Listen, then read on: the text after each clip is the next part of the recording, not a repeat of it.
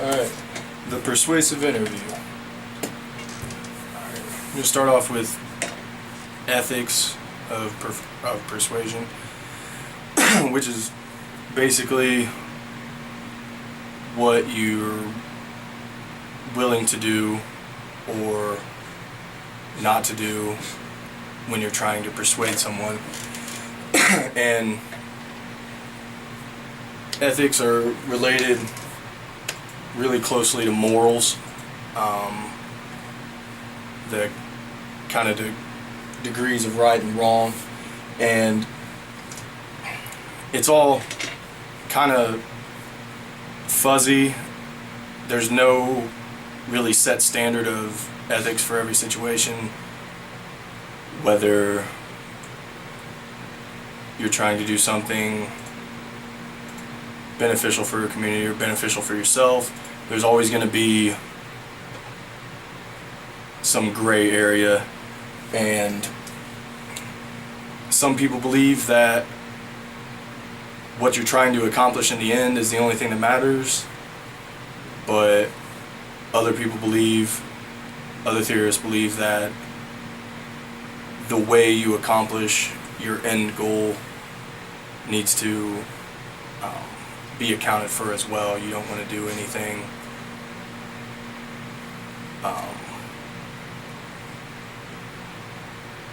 to hurt your, not necessarily your image, but your ethical code when you're trying to produce a desired end result. Ethical guidelines, they're really pretty simple. They're pretty universal, at least for us. It's really, you want to be fair, you want to be honest, you don't want to lie to people, or a lot of people will pick up on that and you'll lose any credibility you had and any chance of persuading them to accept your proposal. And you need to ask yourself a couple questions. What kind of status do you possess? Who are you going to be interviewing, and what type of situation are they in? And whether or not you're being fair with them. Basically, a really good standpoint for your ethics of persuasion is the golden rule, do unto others as you would have them do unto you, which basically means that don't do anything to persuade someone that you wouldn't want someone to do to you. When you're preparing for the interview, you need to meet as best as you can 5 conditions. And first is you want to create or address an urgent situation in which that they will accept, or at least consider your proposal. It has to be reasonable. It can't be completely out of the box. People have to, when they first look at it, it has to be somewhat reasonable. And if it's a little more unreasonable, you have to make it reasonable at first so that they will at least open their mind to it a little bit. You need to be, as an interviewer, you need to be consistent, if not you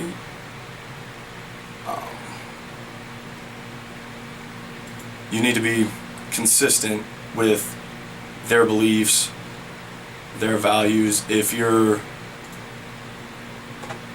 obviously opposed to some of their core values and beliefs, then they're going to immediately have a negative mindset about you, and you need to present your proposal as the best course of action for them at this time, that it'll work better than any other options they have. When you're setting up your interview, you need to learn as much as you can about the other party. You need to figure out what kind of groups they're in and a part of, what kind of social status they have, marital status, where they live, and what kind of culture they represent. Because everybody from around the world you could be dealing with has different types of values that their cultures represent that you don't want to be in opposition to simply from ignorance. If there's more than one person involved in the interview, if you're interviewing a group of people trying to persuade them, you need to figure out who the leader is, who the decision maker is, and who you're really trying to sell yourself to. Because in the end, it's not always necessarily the group that's making the decision. A lot of times it's one person in the group that's really going to make the final decision. And if you find this person and are able to point them out, then you can tailor your argument more specifically to them instead of the entire group.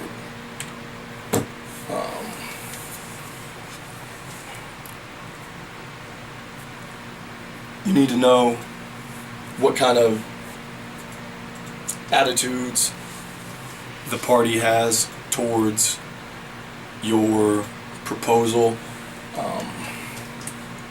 what kind of people make up the party, what their beliefs are, what their feelings are towards your proposal, and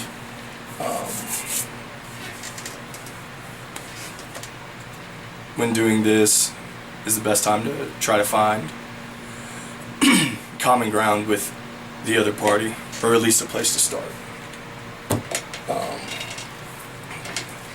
You need to consider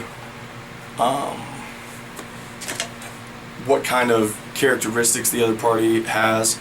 So if you're trying to sell clothing,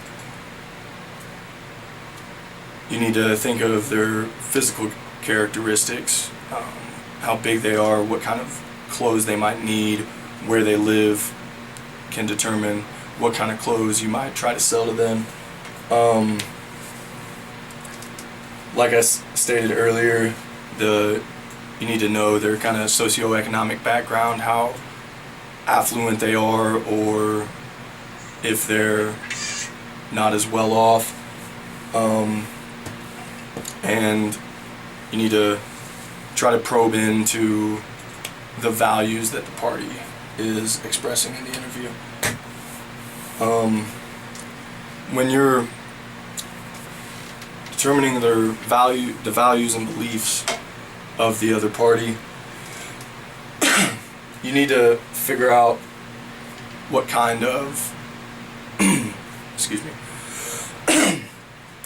what kind of attitudes they're going to express towards your proposal, and this will help you tailor your proposal even more specifically to them, such as if they're an animal rights activist, you're probably not going to sell them beef, so you need to gather that kind of information before you get into this type of scenario. Beliefs are ideas that people have about what kind of rules they really adhere to, more morally than a law or a rule set by like a city ordinance. Attitudes kind of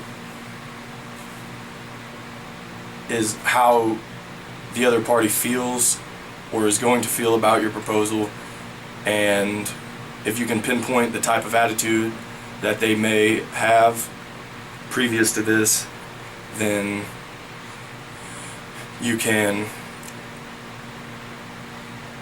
eliminate some unnecessary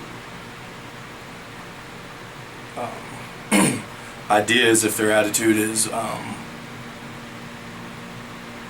if they have an open attitude towards your proposal and you know that, then you don't have as much convincing to do as they will if they've been brought up their whole life to oppose the type of idea that you're trying to sell them.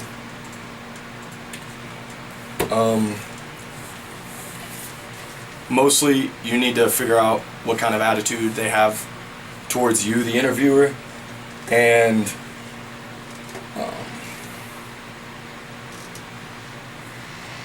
you basically need to sell yourself as a person towards the person that you are trying to make your proposal to. You're selling yourself just as much as you're selling your product.